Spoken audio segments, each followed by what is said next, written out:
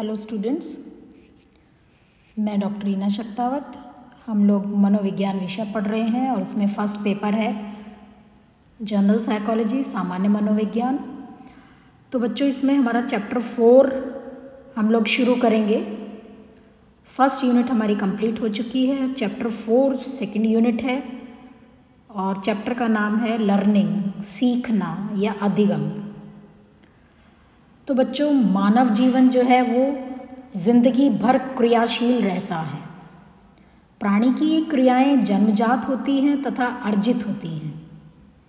दो तरह की मनुष्य क्रियाएं करता है, एक जन्मजात होती हैं और एक जिनको हम ग्रहण करते हैं, जिनको हम जन्म लेने के बाद अर्जित करते हैं। तो प्राणी की जन्मजात क्रियाएं वंश परंपरा से प्राप्त होती हैं और अर्जित क्रियाएं परिपक्वता के साथ विकसित होती हैं।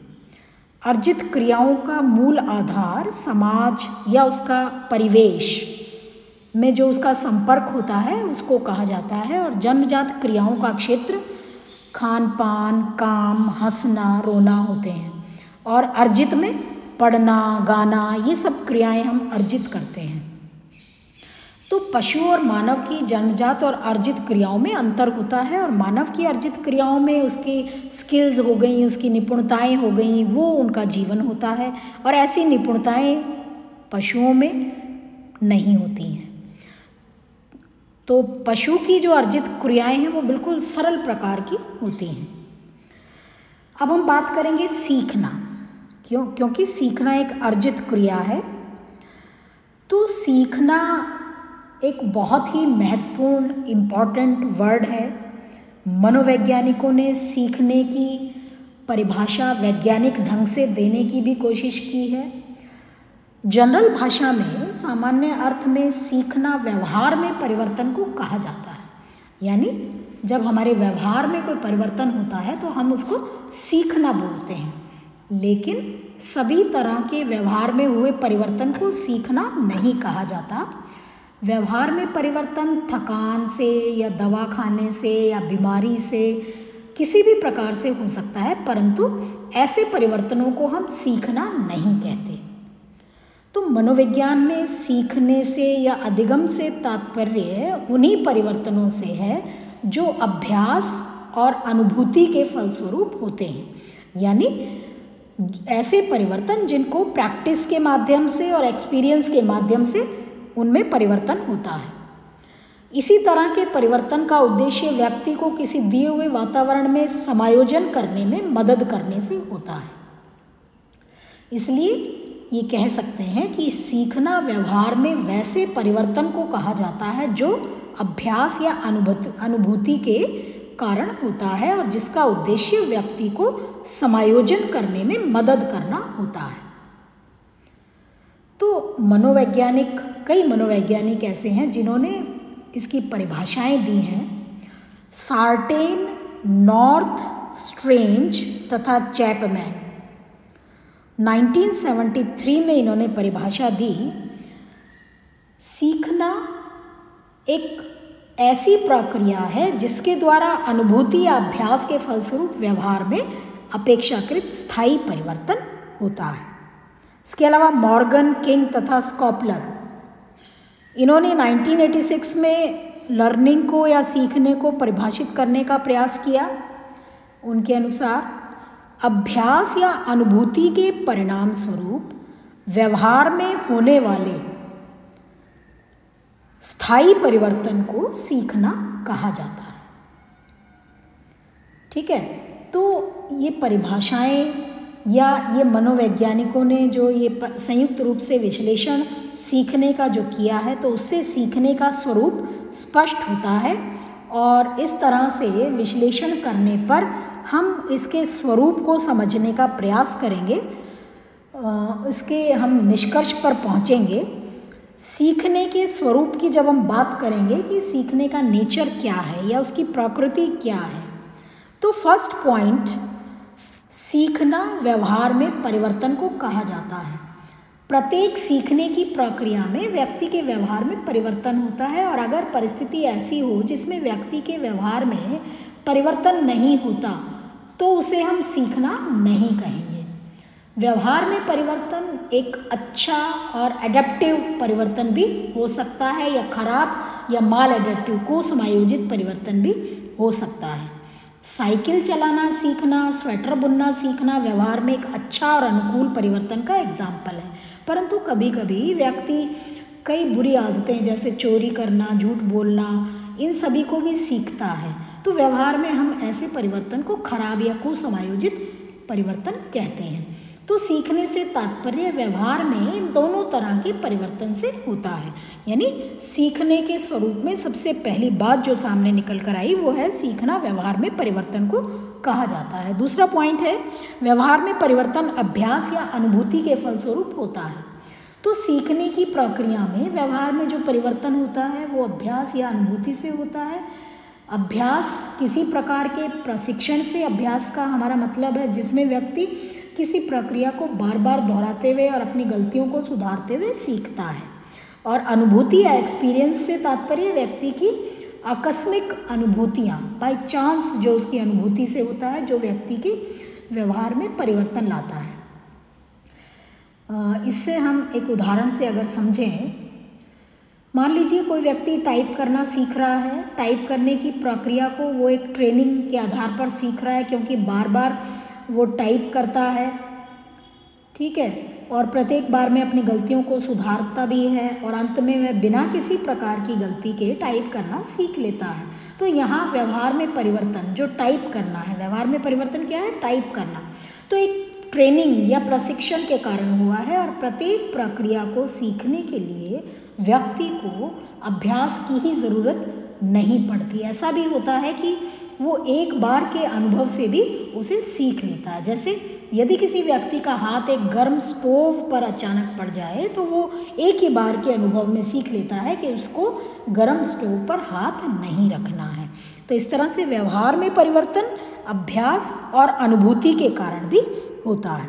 थर्ड पॉइंट है व्यवहार में अपेक्षाकृत स्थायी परिवर्तन होता है। तो ये जो हमने जो परिभाषाओं की बात की थी, उन परिभाषाओं में इस बात पर बल डाला गया है कि सीखने में व्यवहार में स्थायी परिवर्तन होता है। स्थायी परिवर्तन व्यवहार वैसे परिवर्तन को कहा जाता है जो एक खास समय तक एक तरह से स्थायी होता है, और उस खास समय की कोई निश्चित सीमा या अवधि नहीं होती, और वो कुछ दिन का भी हो सकता है, कुछ महीनों का भी हो सकता है। जैसे यदि कोई व्यक्ति टाइप करना सीखता है तो उसके व्यवहार में इस तरह का परिवर्तन कुछ समय तक स्थायी होता है, और अभ्यास न करने पर 3 महीने या 5 महीने में व्यक्ति जो है टाइप करना भूल भी जाता है। तो हम ये कह सकते हैं कि व्यक्ति के व्यवहार में परिवर्तन 3 या 4 महीने के लिए स्थायी था। अगर व्यवहार में परिवर्तन क्षणिक होता है तो कुछ मिनट के लिए होता है। जैसे कि प्रेरणात्मक अवस्था, जो हमारी मोटिवेशनल स्टेट्स होती हैं, जिनको हम डिटेल में पढ़ेंगे आगे के चैप्टर में, जैसे भूख, प्यास, नींद, सेक्स, ये हमारी मोटिवेशनल स्टेट्स हैं, तो उसे हम सीखना नहीं कहते। व्यवहार में प्रेरणात्मक स्थिति में जो उतार चढ़ाव होने से उत्पन्न अस्थायी परिवर्तन जो है वो सीखने की श्रेणी में नहीं आता। जैसे हमें भूख लगी तो हमारा जो अस्थायी परिवर्तन व्यवहार में होता है, हम उसको ये नहीं कहते कि ये व्यक्ति ने इसको सीखा है।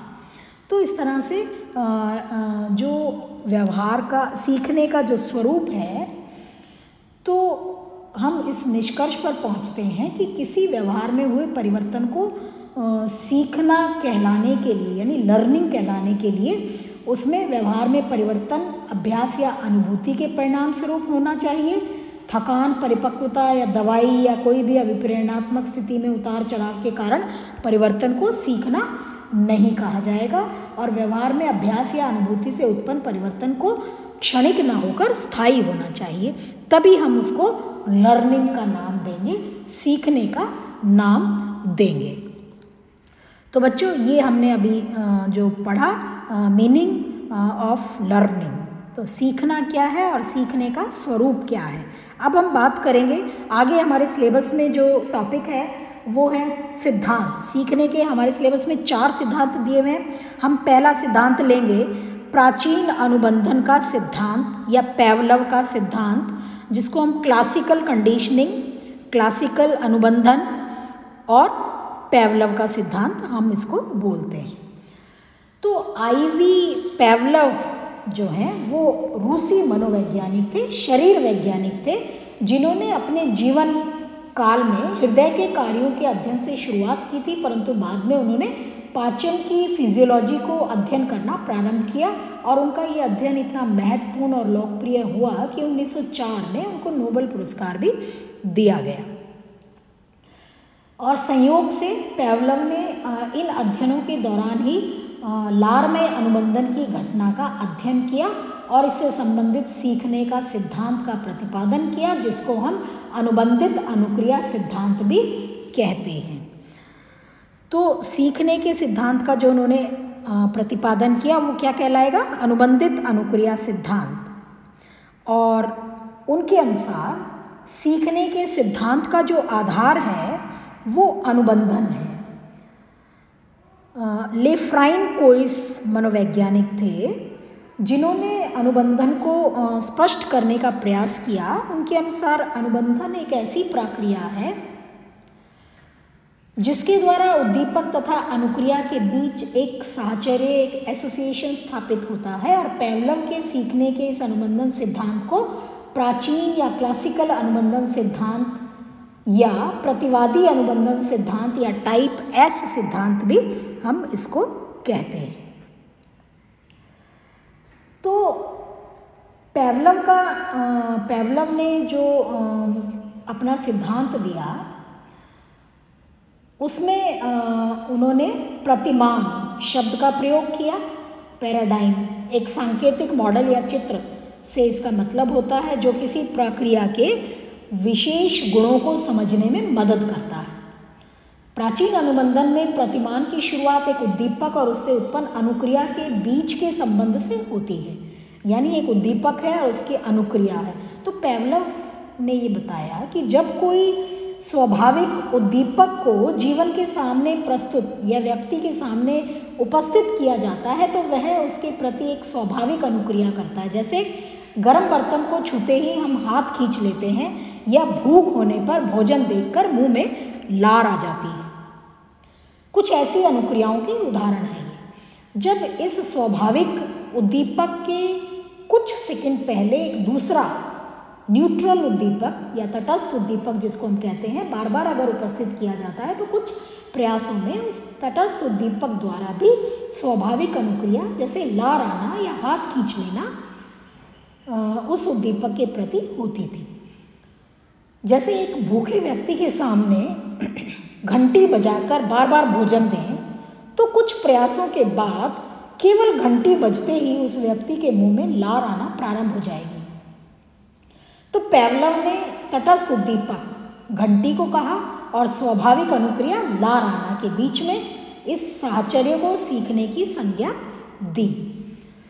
यानी स्वाभाविक उद्दीपक से स्वाभाविक अनुक्रिया होती है, लेकिन अगर उद्दीपक स्वाभाविक उद्दीपक के कुछ सेकंड पहले कोई दूसरा तटस्थ उद्दीपक दिया जाए तो भी स्वाभाविक अनुक्रिया वो प्राणी करता है। जैसे घंटी बज रही है और उसको भोजन मिल रहा है और कुत्ता या कोई भी प्राणी लार गिरा रहा है। कुछ प्रयासों में अगर केवल घंटी बजती है और भोजन नहीं दिया जाता तो भी वो प्राणी लार गिराता है या उसके मुंह में पानी आता है। यानी स्वाभाविक उद्दीपक के कुछ सेकंड पहले जो हमने दूसरा उद्दीपक तटस्थ उद्दीपक दिया तो भी प्राणी ने स्वाभाविक अनुक्रिया की और यही अनुबंधन का सिद्धांत है।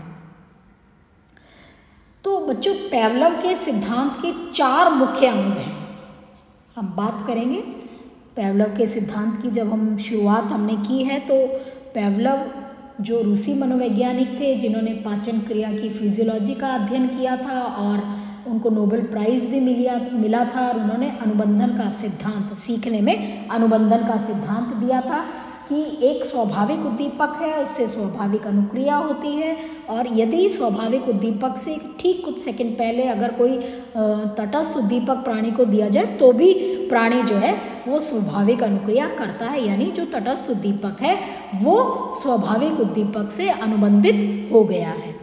तो पेवलोव के अनुबंधन सिद्धांत के 4 मुख्य अंग हैं। पहला है स्वाभाविक उद्दीपक। अनकंडीशनड स्टिमुलस जिसको हम बोलते हैं, या अनानुबंधित उद्दीपक भी हम इसको बोलते हैं, और शॉर्ट में यूसीएस, अनकंडीशनड स्टिमुलस या स्वाभाविक उद्दीपक। अनकंडीशन मतलब किसी से अनुबंध ना हुआ हो और स्वाभाविक उद्दीपक हो। तो स्वाभाविक उद्दीपक वैसे उद्दीपक को कहा जाता है जो बिना किसी पूर्व प्रशिक्षण के ही प्राणी में अनुक्रिया उत्पन्न करता है। जैसे पेवलव के प्रयोग में भोजन एक स्वाभाविक उद्दीपक है जो लार स्राव करने की अनुक्रिया बिना किसी प्रशिक्षण के करता है।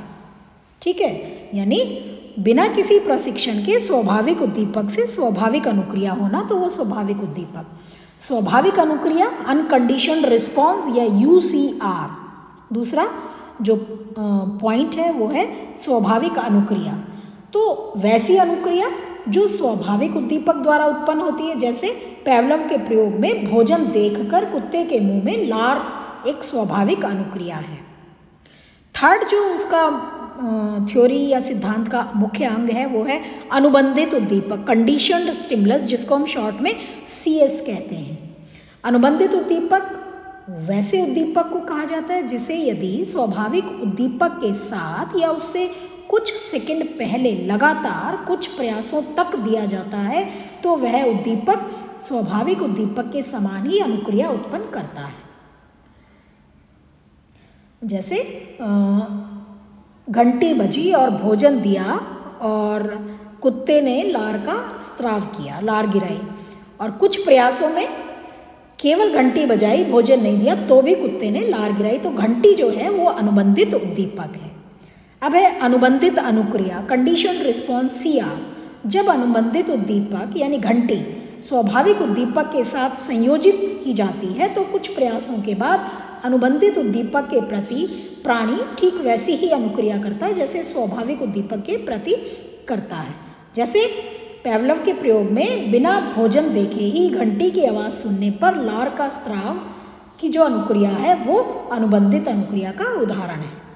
तो इस तरह से बच्चों पेवलव का जो सिद्धांत है सीखने का, उन्होंने कुत्ते पर ये प्रयोग किया था और कुत्ते के वो डाइजेस्टिव सिस्टम को, पाचन क्रिया को वो अध्ययन कर रहे थे, और उसी पाचन क्रिया में उन्होंने ये अनुबंधन का सिद्धांत दिया। तो सीखना जो है व्यवहार में परिवर्तन को कहा जाता है और सीखना स्थायी होता है, अभ्यास और अनुभूति पर निर्भर करता है। और उसके बाद ये तो था उसकी स्वरूप, और उसके बाद हमने सिद्धांत शुरू किया है। पहला सिद्धांत हम पढ़ रहे हैं प्राचीन अनुबंधन सिद्धांत या पेवलव का सिद्धांत। तो इम्पॉर्टेंट पेवलव के सिद्धांत में मैंने स्टार्टिंग की है, शुरुआत की है कि पेवलव ने किस तरह से ये अपना सिद्धांत दिया, और हमने 4 इसके मुख्य अंग किए पेवलव के अनुबंधन सिद्धांत के। अब हम नेक्स्ट वीडियो में इसी सिद्धांत को आगे पढ़ेंगे और इसके मुख्य फिनोमिनाज जो हैं इस सिद्धांत के सीखने के, उनके बारे में हम डिटेल में पढ़ेंगे। Thank you.